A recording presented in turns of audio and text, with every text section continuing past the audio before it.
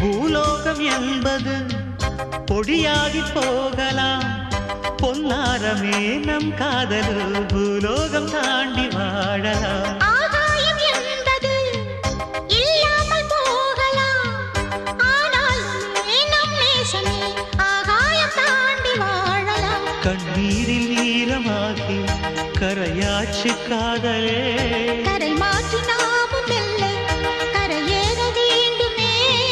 நாளை வரும் காலம் நம்மை கொண்டாடுமே.